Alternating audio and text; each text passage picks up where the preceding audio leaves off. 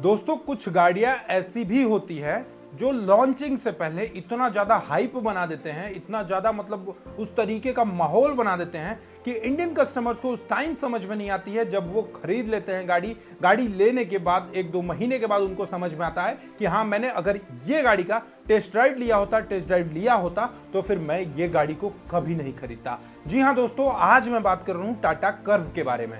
अभी आप देखोगे अभी के टाइम में टाटा कर्व जो है एक मतलब भाई उसका लोग ना कंपैरिजन कहीं ना कहीं लैम्बोर्गिनी उरुस से कर रहे हैं कि भाई उसका जैसा डिजाइन है, ये है, वो है, फलान है, ढिमकान है, बहुत सारी चीजें आपको सुनने को मिलेंगी। लेकिन कभी आपने जानने का कोशिश किया है टाटा कर्व वाले से, जो टाटा कर्व को अभी खरीद चुके हैं, 1-2 महीने से यूज कर रहे हैं, उनका ओपिनियन कभी आप लोगों ने जाना है कि वो क्या महसूस कर रहे हैं? वही सारी चीजें आपको आज के इस वीडियो में बताने वाला हूं। अगर आप भी टाटा कर्व लेने सोच रहे हैं तो एक बार ये वीडियो जरूर देखिएगा। ये वीडियो देखने के बाद आपको खुद ब खुद समझदारी हो जाएगा कि अगर मैं अपने 10 से 12 लाख, 15 लाख, 20 लाख रुपए इन्वेस्ट कर रहा हूं तो मुझे कौन सी बेस्ट कार लेनी चाहिए और क्या टाटा कर्व मेरे लायक है या फिर किसके लायक है। टाटा कर्व में क्या मेरिट है, क्या डिमेरिट है, क्या है वजह जिसके चलते टाटा कर्व अभी भी पेंडिंग में पड़ी हुई है। और सबसे बड़ी चीज ऑटोमोबाइल में आप देखोगे ना, ऑटोमोबाइल इंडस्ट्री की एक ही चीज है कि भाई लॉन्च होने से पहले कंपनी वाले इस तरीके का मार्केटिंग करते हैं कि लोगों में उस चीज को हाइप बहुत ज्यादा बना देते हैं।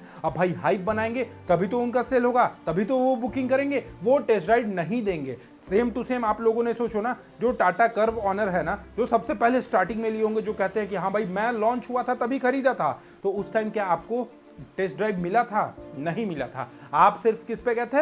हाँ, टाटा का कर्व है, टाटा का लोहा है, देश का लोहा है, बिल्ड क्वालिटी बहुत अच्छा है, सेफ्टी बहुत अच्छा है, क्या फीचर्स अच्छे हैं, क्या सस्पेंशन अच्छा है, क्या बैठने में आपको काफी कंफर्टेबल फील होता है, वो आप लोगों ने नहीं देखा। बस आपने क्या देखा कि गूगल पे 24 घंटे पे इतनी बुकिंग हो गई, मतलब चलो एक मैं भी बुकिंग कर लेता हूं। लेकिन अभी भाई टाटा कर्व ऑनर का दुख दर्द जब आप सुनोगे ना, तब आपको समझ में आएगा कि भाई मेरे 20 लाख रुपए आप बचा दिए अभिषेक भाई। तो ये वीडियो आप लोग देखना, मैं ये नहीं कह रहा हूं कि आप ये वीडियो जरूर देखना। अगर आपको पसंद आएगा तभी आप सब्सक्राइब भी करना, तभी आप शेयर भी करना। नहीं पसंद आएगा तो आप बता भी देना कि भाई मैं क्या गलत बोला, क्या नहीं बोला, आप कमेंट बॉक्स में बता सकते हो। लेकिन आज ना मैं जब टाटा कर्व के ऑनर के पास गया था, उनसे बातचीत कर रहा था कि भैया कर्व आपको कैसा लगा, क्या चीज अच्छी है, क्या चीज इसमें खराबी है, तो भाई उन्होंने इतना सारा पॉइंट बताया कि मैं सारा का सारा पॉइंट को नोट डाउन कर लिया हूं।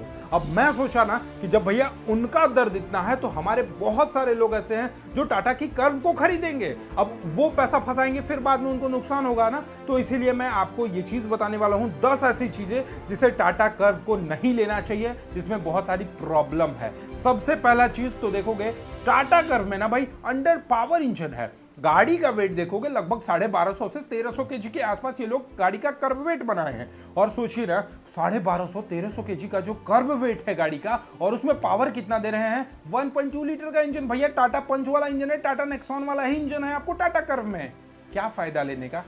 टाटा कर्व सिर्फ आप बॉडी देखकर जा रहे हो ना। इंजन की अगर मैं बात करूं तो अंडर पावर्ड इंजन है, उसमें पावर्ड फील नहीं होगा क्योंकि 1200 सीसी का इंजन है, गाड़ी का वेट ज्यादा है तो उस तरीके का वो पावर जनरेट नहीं कर पाएगी, टॉर्क जनरेट नहीं कर पाएगी। तो सबसे पहला चीज टाटा कर्व में ऑनर ने बताया कि मुझे चलाने पे ये गाड़ी जो है वो अंडर पावर लगती है। इसके अलावा आप देखोगे 3 सिलेंडर इंजन। भाई क्या मतलब है यार, आप मारुति थोड़ी हो।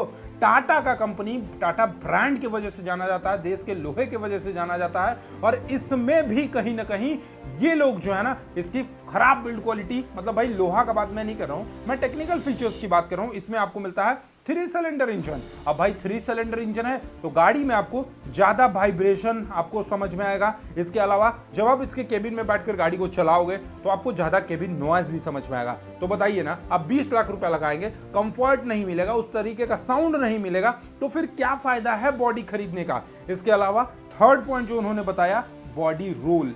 अब भैया बॉडी रोल ये एसयूवी का दर्जा दिए हैं, एसयूवी का दर्जा दिए हैं। सेडान जैसी दिखने वाली गाड़ी टाटा कर्व, उसको एसयूवी का ये दर्जा दिए हैं, और उसमें भी बॉडी रोल हो रहा है। क्यों? क्योंकि ये सोच रहे हैं कि मैं महिंद्रा थार के जैसा अपना ग्राउंड क्लियरेंस लगा दूं। इसमें लगभग आपको 208 mm का ग्राउंड क्लियरेंस लगा दिए टाटा कर्व में। अब बताइए ना, दिखने में गाड़ी छोटा है, ठीक है जी, इसके अलावा बहुत बड़ा ग्राउंड क्लियरेंस है, 208 mm का ग्राउंड क्लियरेंस मायने करता है। अब वो 208 mm का जो ग्राउंड क्लियरेंस है ना, बॉडी रोल करेगा। साथ ही साथ आप कहीं कोई घाटी वाले जिगजैग वाले रोड पर जाते हो तो वहां पे आपका गाड़ी पलटने का जो चांसेस होता है वो ज्यादा होता है, क्योंकि ग्राउंड क्लियरेंस ज्यादा है तो टायर का जो डिपेंडिंग होगा ना वो बैलेंसिंग नहीं बनेगा। क्योंकि जब आप देखोगे कोई भी सेडान पर्पस वाली गाड़ियां होती है ना, उसमें आपको ग्राउंड क्लियरेंस थोड़ा सा कम मिलता है, क्योंकि उसमें ज्यादा बॉडी रोल आपको महसूस ना हो। लेकिन ये लोग टाटा कर्व में 208 mm का जो ग्राउंड क्लियरेंस दिए हैं, इससे आपको बहुत ज्यादा बॉडी रोल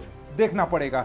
साथ ही साथ जो पहला चीज है ना, वर्स्ट माइलेज। भैया माइलेज मतलब यार ये लोग कह रहे थे टाटा कर्व वाले कि माइलेज ना पेट्रोल गाड़ी में 9 से 11 किलोमीटर पर लीटर का ये माइलेज दे रही है।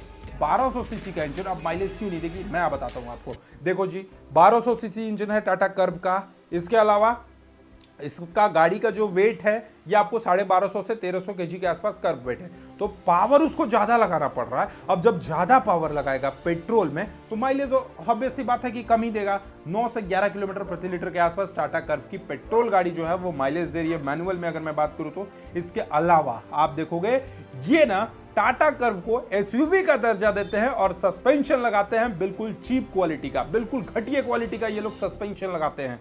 आप देखोगे इसमें ना ट्विस्ट बीम टाइप का सस्पेंशन लगाया है इन्होंने टाटा कर्व में। टाटा कर्व में ट्विस्ट बीम टाइप का सस्पेंशन नहीं चलेगा, क्योंकि जब आप एसयूवी का दर्जा दे रहे हो तो एसयूवी में हमेशा आप देखोगे टोराइजन बीम टाइप का सस्पेंशन होता है या मल्टी लिंक टाइप का सस्पेंशन होता है। चाहे आप महिंद्रा एक्सयूवी 700 की बात करो, स्कॉर्पियो की बात कर लो, भाई अब बहुत सारी गाड़ियां जो एसयूवी में आपको देखने को मिलती है वो सभी गाड़ियों की सस्पेंशन की बात कर लो तो आपको सिर्फ और सिर्फ मिलता है एसयूवी में टोराइजन बीम टाइप का सस्पेंशन या फिर मल्टी लिंक टाइप का सस्पेंशन। ये लोग दोनों में से कुछ नहीं दिए। इनका फ्रंट का सस्पेंशन बहुत अच्छा है, लेकिन रियर का जो टाटा कर्व का सस्पेंशन है वो ट्विस्ट बीम टाइप का सस्पेंशन दिया, जो कि एसयूवी में ये एडजस्ट नहीं करता है। इसी के वजह है क्या कि आपको कंफर्ट फील नहीं होगा। आप जब गाड़ी पे बैठोगे, थोड़ा सा खराब रास्ते पे जाओगे तो आपको कंफर्ट महसूस नहीं होगा। बताइए ना, 20 लाख रुपए लगाकर भी आप इतने सारे फीचर्स आपको घटिया मिल रहा है। इसके साथ साथ less power to weight ratio, मैंने आपको बताया गाड़ी का जो पावर है वो 1200 सीसी का इंजन है, गाड़ी का कर्व वेट 1250 से 1300 केजी के आसपास होता है,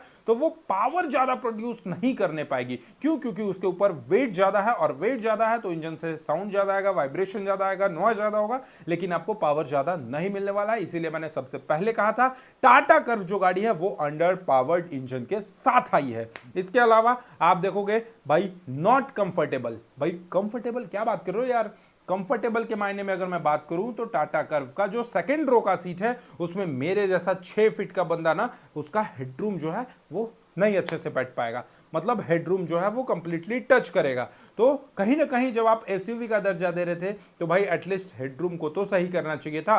तो 6 फीट के बंदों के लिए या फिर टॉल हाइट वाले बंदे के लिए ना, आपको ये पीछे का जो रो है उसमें आपका कंफर्टेबिलिटी नहीं बैठ सकता है। और उसके बाद टाटा का कहानी तो आप जानते ही होंगे। गाड़ी खरीदने तक तो बहुत अच्छा होता है भाई, लेकिन जब गाड़ी खरीदने के बाद हर हफ्ते हर 10 दिन पे जब आपको सर्विस सेंटर का चक्कर काटना पड़ता है, तब आपको समझ में आता है कि हाँ मैंने टाटा की गाड़ी खरीदी है। ये सारी चीजें हैं।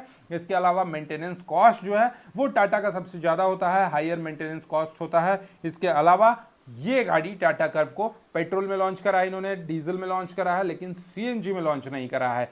कीमत की बात करें तो 9-9.5 लाख रुपए से इसकी बेस मॉडल पेट्रोल में मैनुअल में स्टार्ट हो जाती है, ऑटोमेटिक में आप चाहोगे तो 12 लाख रुपए से शुरू हो जाती है। और टॉप मॉडल की बात करें तो लगभग 20 लाख रुपए, 19-20 लाख रुपए तक ये टॉप मॉडल जाती है। अब ये टॉप मॉडल खरीदो या बेस मॉडल खरीदो, ना आपको ग्राउंड क्लियरेंस मिलता है, ना आपको बॉडी रोल अच्छे से मिलने पाता है।